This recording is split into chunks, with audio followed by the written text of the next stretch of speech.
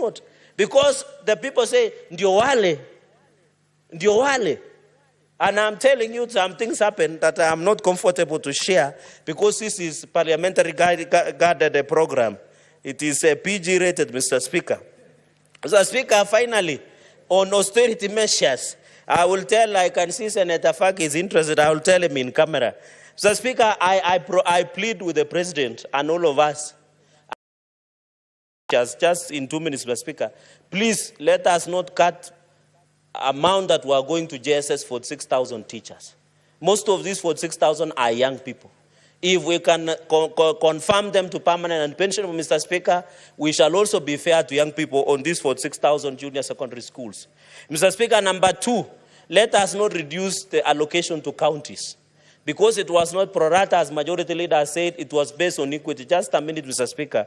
And also, finally, Mr. Speaker, let us not cut money that was going to confirm the UHC intern doctors, among others, within the medical sector, Mr. Speaker. Mr. Speaker, with those very many remarks, I support this motion. Let us bring back this nation to where it should be. I thank you, Mr. Speaker, sir. Mr. Sifuna.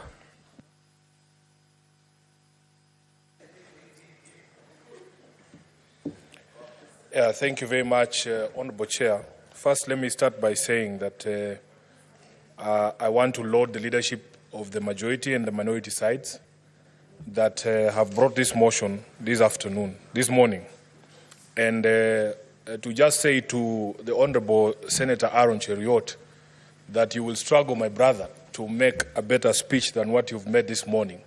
And I am sure it has given a lot of hope to a lot of people in this country that, in fact, this institution of the Senate can rise to the occasion when other people are failing.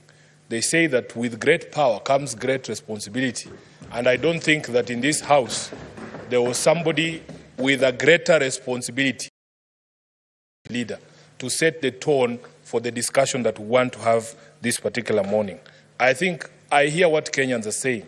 They want to see from the leadership of this country contrition. They want to see remorse. They want to see us taking responsibility for everything that has happened, that has led us to this particular moment. And allow me to follow in your footsteps and also tender an unreserved apology to the people of Kenya if I have contributed in any way by my conduct, by my speech, to bringing the country to where it is today. I apologize for that. Honorable Speaker, as a senator of Nairobi, you know that Nairobi has borne the brunt of the protest, of the killings, of the loss of lives, of the loss of property. As we speak right now, we have 39, as of the last count, people who have lost lives across the country. And more than half of that, at least 19, have been killed in the city of Nairobi. Honorable Speaker, out of those 19 that have died in the city of Nairobi, between 6 and 8 of them, the numbers are yet to be confirmed, were actually very parliament. And as we join our country and our colleagues in mourning, I also want to take this opportunity to send my heartfelt condolences to all the families that have lost their loved ones in this particular protest. Of course, Honorable Speaker, because we have been the epicenter of these riots and protests, we have a lot of damage that has been done to public and private infrastructure. We have lost a lot of property. In fact, the value is unknown. We will need time to actually do an audit of all the property that has been destroyed. Businesses in Nairobi CBD have been shut. There have been all sorts of claims, Honorable Speaker. There's people who have come to me and even talked about ethnic profile businesses, that it's certain communities that are being attacked and others are not being attacked. We are in a place where we have never been in terms of the crisis that is facing us. And all I hear the young people of this country saying is that we as a leadership now need to stop talking. We now need to stop talking and want to listen to these young people. Honorable Speaker, I have been turning down invitations to media houses because I'm asking these media houses, why don't you invite these Gen Zs themselves to tell you what it is they want, to paint a picture of the kind of country that they want? Would you believe it, Honorable Speaker? The many Gen Zs who are being invited to these TV shows are afraid that they will not leave that TV station and get home because they are afraid of being arrested or detained outside those TV stations. And the conversation here, Honorable Senator Cheruiyot, is that we now need to do certain things to facilitate a conversation to happen, starting with what we are doing here. We need to show remorse as leaders. We need to stop threats to people who are... I am in a WhatsApp group, somebody is sharing what is it called, a charge sheet of someone who's being arraigned in court because they said Ruto must go. I mean, Honorable Chair, we must get to a place where if we are going to have a national conversation, let us allow people to express themselves, and that is the only way we will hear what they have to say. We need to put aside our egos. I know some of the things that we are being told and the things that are being directed at us is very humiliating. As leaders, we are not accustomed to this. But, Honorable Speaker, it is a time to set egos aside and just listen. There is something very profound that the majority leader told me yesterday. He said, Sifuna, right now, there are no more political goals to be scored. There isn't even a political game now going on because all of us in the political class are actually indicted by the people of this republic that we have failed in terms of what we need to do to get this country where it's supposed to be. I have shared an example here that on the day of the 25th of June, Rado was being stoned in the city of Nairobi. And by the way, although it is a car that is popular with members of parliament, very many Kenyans actually drive this car. It is one of the most ubiquitous cars in the streets of Nairobi. So imagine you being a doctor or a lawyer, you have nothing to do with parliament, driving around the city and people attack you because of the car that you're driving. It is a problem that we have to solve. By our own conduct, we have put all of us in the line of fire. An MCA leaving the County Assembly of Nairobi, one of the nominated MCAs, was attacked, Honorable Speaker. And yes, she was, her car was badly damaged. She was badly hurt, including her driver. She had to get surgery. By the time people are saying, oh, stop, this is not a member of parliament, or this is a member of the National Assembly, you are already dead. That is what we are saying. We need to come and rise above all these differences that we've always had to have a conversation about our country. Kenya has changed forever. We must not allow us to go back to the bad manners. I was seeing clips of young people on TikTok saying they are very happy there are no more strobe lights, there are no more sirens, people are not overlapping. They are asking where have all these big vehicles gone in the streets of Nairobi.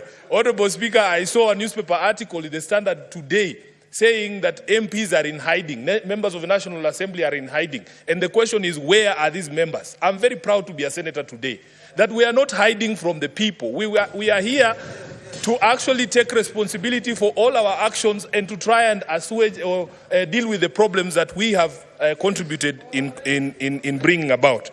So, Honorable Speaker, there are things, in my view, that we can do. And this moment does not call for us to tell the young people what to do. We need to demonstrate that we are hearing what they are saying and look at ourselves in the mirror, Honorable Speaker. It has to be about us. We start with the House of Senate and the House of Parliament generally, so that we are able to demonstrate that we understand what these young people are saying. So in my presentation, Honorable Speaker, I will be proposing that we don't tell anybody else other than ourselves what we are going to do going forward to try and help this country to move from the quagmire that it finds itself in. And there are very low-hanging fruits. My friends here have spoken, for instance, about the supposed salary increments.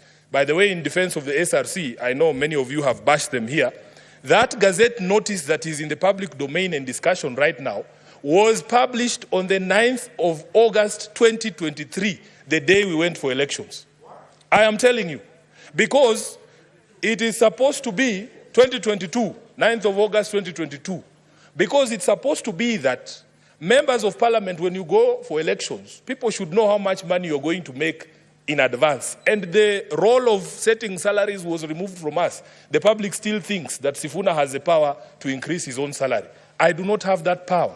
That power is in a constitutional commission called the SRC. Honorable Speaker, what we need to do, and I'm very happy my colleagues who have gone before me have said it, in all honesty, nobody asked for that increment. Nobody that I know. Personally, I never asked for that increment of 14,000 shillings.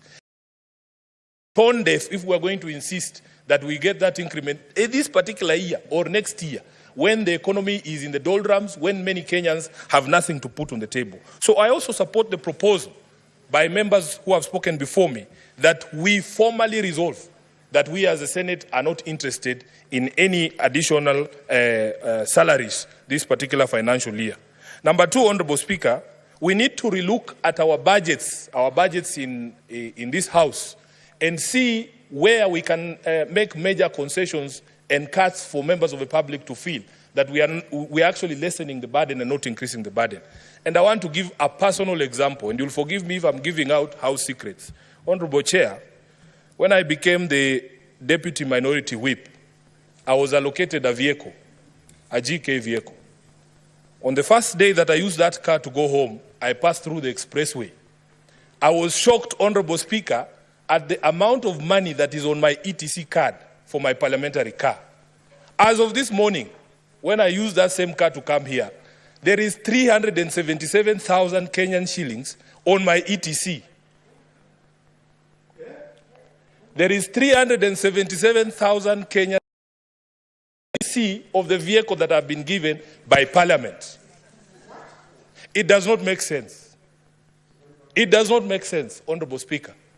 So what you do, members of Parliament, the staff of Parliament have to be honest with Kenyans. In the way the budgets of Parliament are prepared, there are ways and means of reducing the expenditure in this House in a manner that will reduce the burden on taxpayers. I honestly do not need all that money. Even if I ran up and down the expressway for a year, I would never exhaust 370,000 Kenyan shillings. So, Honorable Speaker, we must do this so that we demonstrate to the people that we are serious about what we are talking about. Number three, Honorable Speaker, I want to speak about something in the motion. The Majority Leader proposed that National Assembly should reconvene so that they deal with the question of the presidential memorandum on the finance bill. Mr. Speaker, just as a constitutional lawyer, we in the opposition or in the minority have a different take on how this finance bill should be dealt with. Honorable Speaker, if you look at Article 115 on what should happen to a bill when it is sent back to Parliament, 115 sub-article 3, it says, if Parliament amends the bill fully accommodating the President's reservations, the appropriate Speaker shall resubmit it to the President for assent. What that means, Honorable Leader, is that he sends something back after that process of consideration of his memorandum. I do not think the Constitution envisaged a situation where you are sending a blank document from Parliament to the President for assent. Because what the presidential memorandum is proposing is a deletion of all the clauses contained in the finance bill. So you will have an empty piece of paper. It will have nothing on it. Then you are sending it back to the President for assent. What is he assenting to? So the proposal that has come from Honorable Tiende Amolo, for us, makes a bit more sense. That you allow there to be a bill that is introduced to repeal the finance bill as was passed. Because in the language of Article 115, we do not think that it can be done the way that it is being proposed. So, Honorable Speaker, another thing that we can do, let there be a public pronouncement from the head of state that we are going to stop these arrests, these abductions that have been ongoing, free everyone who's been arrested because of this protest, as the Majority Leader said, honor our dead and the people who are still in hospitals. There is opulence and corruption and the corrupting influence of money in politics. Honorable Majority Leader, when you spoke about that, I was very happy because we have to have a conversation. I was at a conference at one place and somebody was saying how it has become expensive to join politics. And I said it is actually used as a scare tactic to scare away people from political participation. If a young man hears that for you to become the Senator of Nairobi, you need 70 million shillings or 100 million shillings, where do you think that person will never participate in elections? Where are we supposed to get this money? We want the young people to understand that they have demonstrated to this country that you in fact do not need the sort of resources that we are told you need for you to become a political player.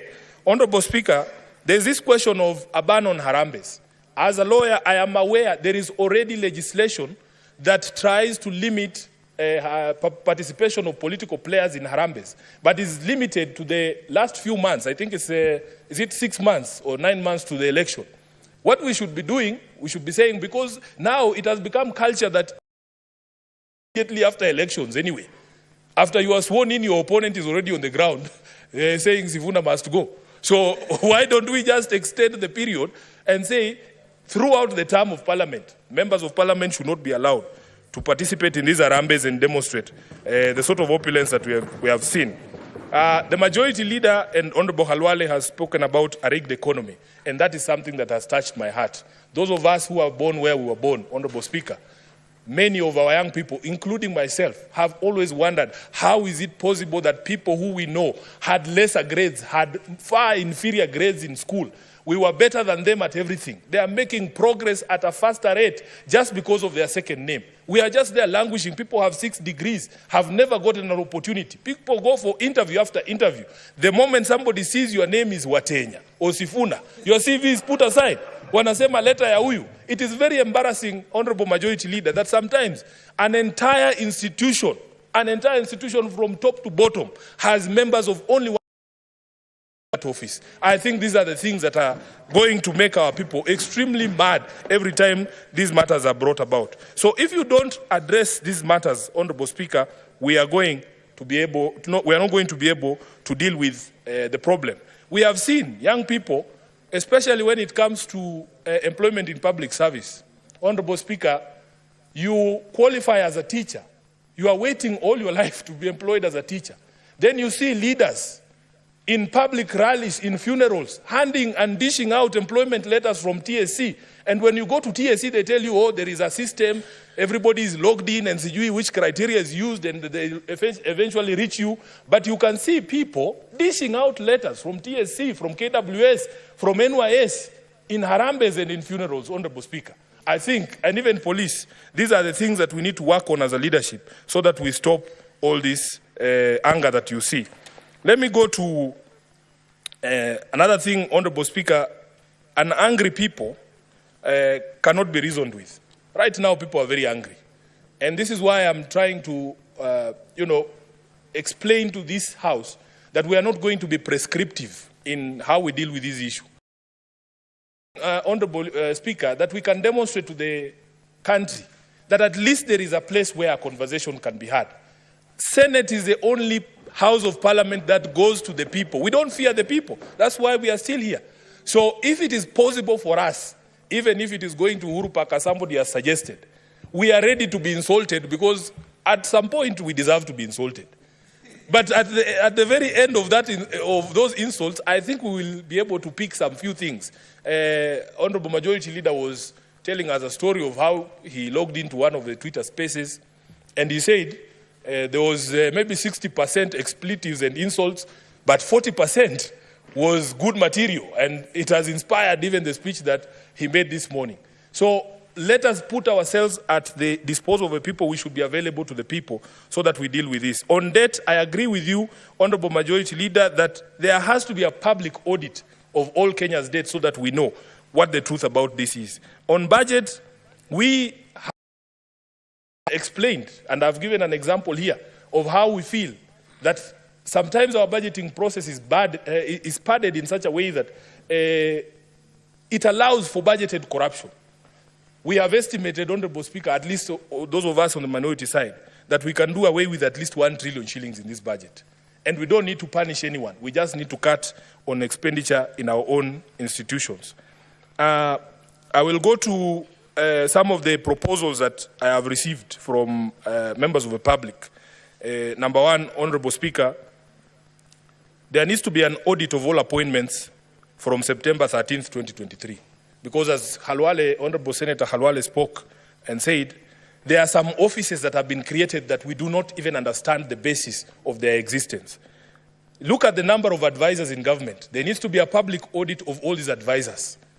And tell Kenyans why it is okay for one office of the advisor on the economic matters, Honorable Khalwale, to have more money for travel than 9 committees of this House combined. It doesn't make any sense. So the specter of personal assistance in government. We need a public audit of that. There was another office that was created, and this one you'll forgive me, Majority Leader, of faith intercessors. We need a public audit of who are these people and why are they earning public money. Honorable Speaker, I had occasion to see one business card of one of those faith intercessors. It was the most powerful business card I have ever seen in my life. Honorable Speaker, you have spoken about the office of the First Lady, and I am happy that the President himself took a first initial step to say that office will cease existing from, I think he said, Monday of this week. It had 285 employees. I am telling you, the Deputy President, the wife of the Deputy President's office, 100 employees. Honorable Speaker, we cannot continue like this. Then there is a specter of retreats. And this one, we are all guilty as members of this House. We need to look at our retreats, whether the retreats we are taking are necessary, whether these meetings cannot be had here, whether those resolutions cannot be. And then in the independent commissions, in the ministries and in corporations, I was just being told that there actually also exist fake retreats. There's something called a fake retreat, where there was no retreat, but people are being paid for going on a retreat. Then on the foreign trips, Honorable Speaker, these are things we all understand. Let us be able to demonstrate to the public that we're actually serious and we hear them. Just one more minute. Let's add him 1 more minute to conclude. And then on the ODPP, I was just conferring here with my friend, the Senator for Migori. We were shocked when we heard that a plea bargain had been entered in the Migori corruption case, that a governor who's have been accused of stealing billions of shillings has agreed to return 300 million, and then the case is withdrawn. I want to call for an audit of all the in the past 12 or 24 months, Honorable Speaker, so that we understand the legal basis for the withdrawal of these cases, because this is where we are failing. For as long as you can demonstrate, Honorable Speaker, that these cases are going nowhere, that is where people get the confidence that the Majority Leader was speaking about to engage in some of these things. Lastly, we need respect for the Constitution and constitutional institutions and the bodies across the public service and across the national executive infrastructure. So, for instance, Honorable Speaker, I was being given an example that even the mess we have in the management of public service, that an executive order is made on HR matters to a body called State Corporations Advisory Committee, which is duplication of roles. So, Honorable Speaker, I support this motion, and let us put up that humane face that Kenyans are looking to see, that we can actually engage on these matters. I thank you, Honorable Speaker. Thank you, Senator. Senator Mohamed Chute.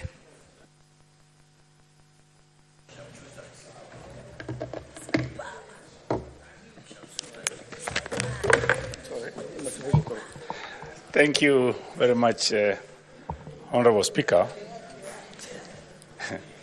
My son, Honorable Speaker, who is in St. Vincent Medical College, called me yesterday and asked me, Baba, why are these people calling you M-pigs? He asked me,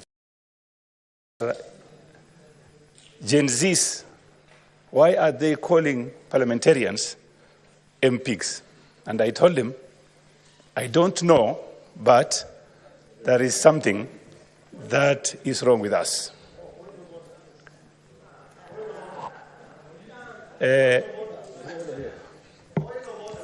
Honorable Speaker, in support of this motion, let me say a few things. Senator Osotsi, what's your point of order? Mr. Speaker, I think we are having a very important reflection in this House. We are talking to matters of discrimination. We are talking to matter of unethical. But we are seeing the same being practiced even before our own eyes. Mr. Speaker, I came here as the first person to log in.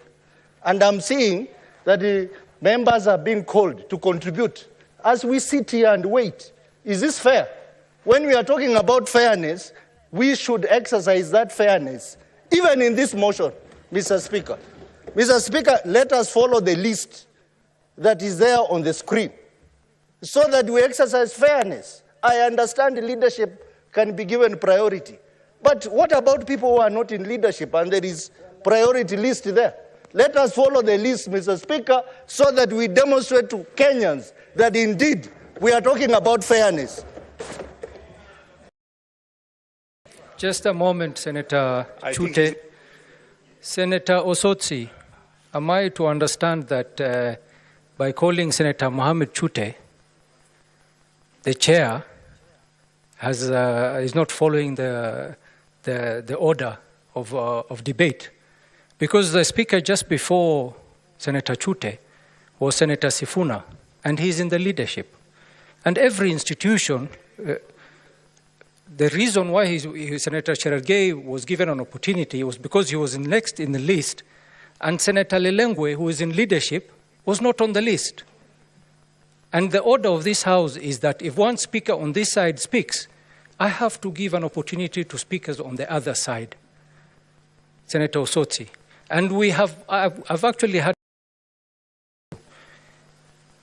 you know very well that your colleague, Senator Beatrice Ogola, who is the next speaker, made a special request because she is traveling. The chair has to listen to such pleas from members from time to time so that we can accommodate for them. So there is no way, Senator Osotsi, you can stand on the floor of this House and accuse the chair of being unfair. Senator Osotsi, we agreed you're going to speak after Beatrice on that side.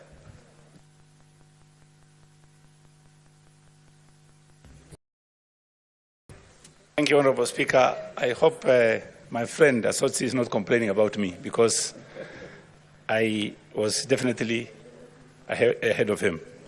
Thank you very much, Honorable Speaker. I was talking about Gen Zs. And let me take this opportunity to thank our majority leader and the minority leader. You've done something extremely, what I've never thought of, that you fought, you talked, and you represented this country, not your parties, not an individual interest. Thank you very much, and may God bless you. Having said that, Honorable Speaker, we have a problem. And the problem facing this country is huge. And Gen Zs are asking for a solution. They are not asking for discussion. What is a solution? Honorable Speaker, first of all, what is important is this. When the President discussed this issue of the finance bill, I know his intentions were very good, but the problem was communication. It was not communicated well, and that is why we are facing the problem we are facing today. Honorable Speaker, our problem is not the issue of finance bill only. This country is rotten to the core. What is our problem? Problem is excesses, number one. You will find a minister or an MP who is well connected, goes to Harambee and contributes 20 million shillings. And he starts with 5 million. One club, 5 million. Second club, 6 million. 7, 8 million. 9, 10 million. And then 20 million.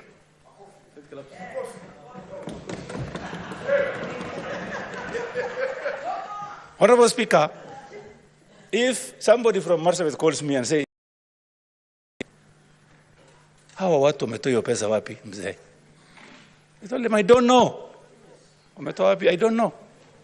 I saw a minister, CS, wearing a watch, inaitwa Hublot. I don't know if it's Hublo or Hublot. That one, I need to be corrected. Costing 3.2 million shillings. If you look at his belt, 500,000 shillings. His shoes, 680,000 shillings. The suit, almost 1.2 million. 6 million shillings.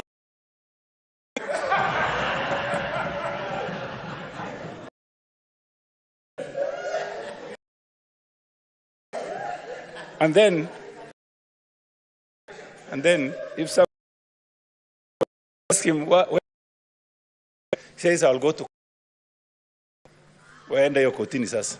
Gen Zs have brought these issues, and we are going to face it head on. Honorable, if we want to stop corruption and excesses, we must start from the counties.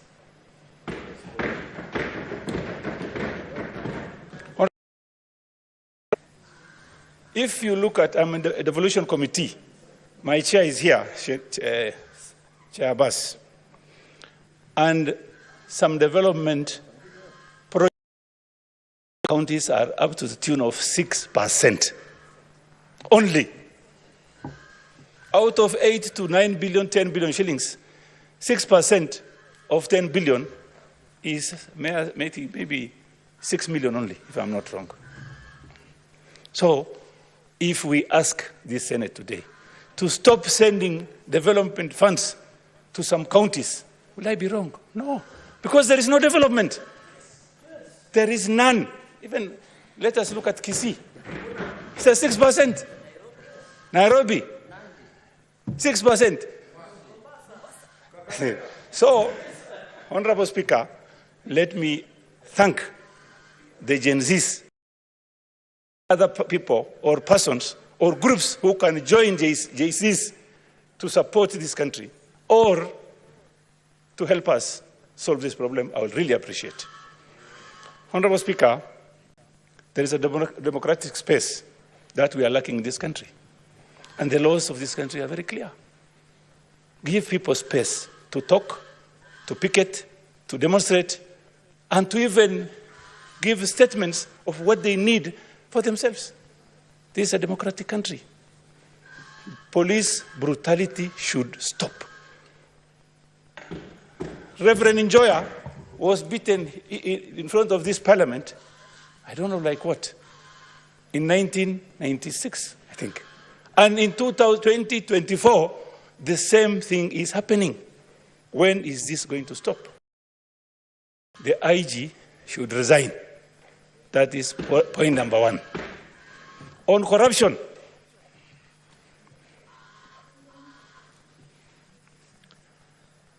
EACC, Honorable Speaker, if you report something today to EACC, after 1 hour, somebody will call you from Marsabit and say, oh, did you go to EACC? What did you report there? How would this person know? 500 kilometers from Marsabit. It's definitely somebody who is in that office leaking that information. If you ask me today, it should be disbanded like yesterday, not today. Honorable Speaker, we are seeking solutions here. And this is what JZs want. That is what they're asking for. We stop our excesses. What is wrong if the president today says, ministers, why don't you sack them? Let them go home. There are other people, Kenyans, who can do the same job effectively and efficiently. Futa hawa kazi. Sack them. The other day you heard about fertilizers. That man is still in office. Cooking oil. The CS is still in office. And the president is aware.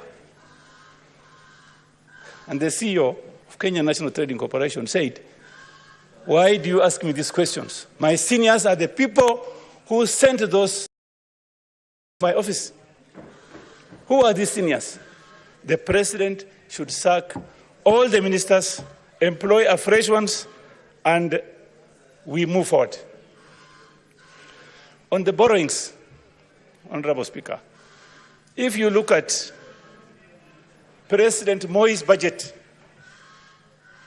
in 2007 was 2.18 billion shillings.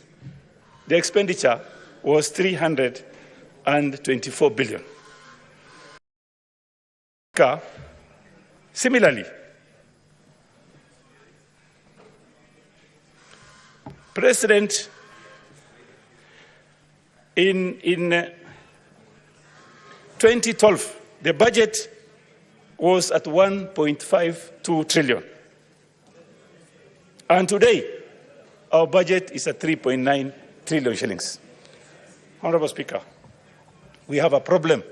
Our problem are not taxes that is being paid. Our problem is we live beyond our means. We have thieves as ministers. We have thieves as PSS. We have thieves as MPs. We have thieves as senators. Honorable Speaker, let's not spare this house also. We have a problem. We must start from this house. We must start from this house. Everybody knows how much we are earning. Even in this house, there are people who live extravagantly in this house, and we know who they are. Honorable Speaker, there are issues about counties. There are devolved functions that have not been transferred up to today. Why do we need regional offices, regional bodies doing some work that's supposed to be done by the counties? Do you know the reason? Because of corruption. Yes, that is what is happening. You create regional offices, and then yet, constitutionally, those issues are supposed to be in the counties. They are devolved. Why do you keep the money here? I want to ask our president, if he really loves this country, let him follow our constitution. Let him send counties. Even CDF money should go to the counties. This is not MP's business. It should go to the counties, managed by the counties. We have regional offices, even in Marsabit. We have regional offices in Isiolo. We have one operating from Garissa. So many offices. These are conduits of theft. Honorable Speaker, and I really appreciate what our majority leader has done today. He has opened the free space for us to talk. And you remember, our Deputy President said, there are some people who have eaten so much, they start vomiting on us. That is very true. Very, very true. I want to urge our President, this is the right time, the right opportunity for you. Don't wait for these young boys and girls to come and talk to you. I've asked for, please start by, first of all, sacking all the ministers. Futayote, PSS, regional offices, take it back to the counties. And the president should support the county government. And Honorable Speaker, the county government also should stop its excesses.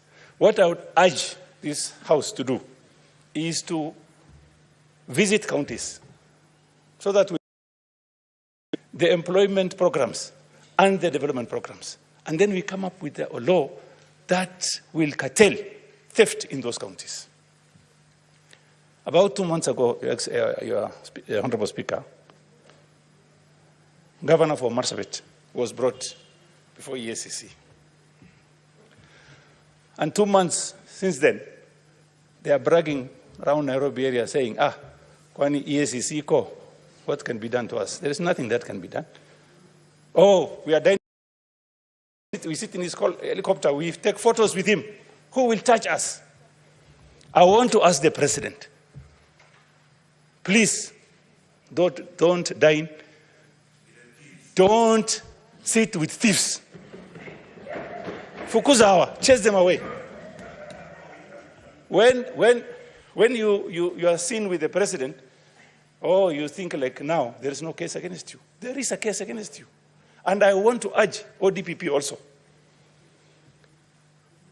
to, in fact, it should be disbanded. There's nothing they are doing. Like I think Honorable Khalwale has said, they select who to prosecute, who to take to court, and who not to take to court, depending on which party you come from or where you come from.